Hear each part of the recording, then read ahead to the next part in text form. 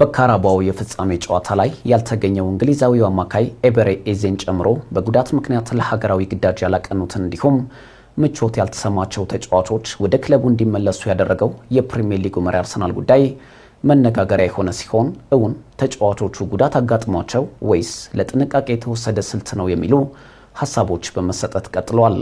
እጅግ ወሳኝ ምዕራፍ ላይ የደረሰው የእንግሊዝ ፕሪሚየር ሊግን ጨምሮ በአውሮፓ ሻምፒዮንስ ሊግ ሩብ ፍጻሜ እንዲሁም በኤፍኤ ካፕ ውድድር ላይ ደግሞ የሚገኘው የሰሜን ለንደኑ ክለብ አርሰናል መጪዎቹ 3 ወራት ከምንጊዜውም በላይ ለክለቡ ከፍተኛ ትርጉም ያላቸው እንደሆኑ ይታወቃል። ከሳምንት በፊት ሲወዳደሩባቸው ከነበሩ መድረኮች መካከል አንዱ የሆነው የካራባው ዋንጫን በማንቸስተር ሲቲ የተነጠቁት መድፈኞቹ በተለይም በጥሩ አቋም ላይ የነበረው አማካዩ ኤዜ እንዲሁም አምበሉ ማርቲን ኦዴጋርድ አለመኖራቸው የቡድኑን የማጥቃት ክፍል የበለጠ እንዲቀዛቀዝ እንዳደረገው ይታወቃል። ኖርዌያዊው አማካይ ማርቲን ኦዴጋርድ መሻሻሎችን ቢያሳይም ወደ ሀገሩ አያቀናም መባሉ የሚታወስ ሲሆን በተጨማሪም ኤዜ በእንግሊዝ ብሔራዊ ቡድን አሰልጣኝ ቶማስ ቱኸል ጥሪ ይደረግለታል ተብሎ በሚጠበቅበት ወቅት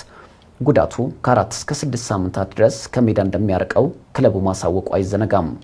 በዚያ ሰሞን ደግሞ መጠነኛ ጉዳት አላቸው እንዲሁም አካላዊ ብቃታቸው የተረጋገጠ አይደለም በሚል የክለቡ ወሳኝ ተጫዋቾች የሆኑት ፈረንሳዊው ተከላካይ ዊሊያም ሳሊባና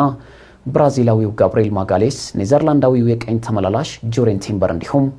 ቤልጂየማዊው የፊት መስመር ተጫዋች ሊያንድሮ ትሮሳርድ ወደ ሀገራቸው ያላቀኑ ሲሆን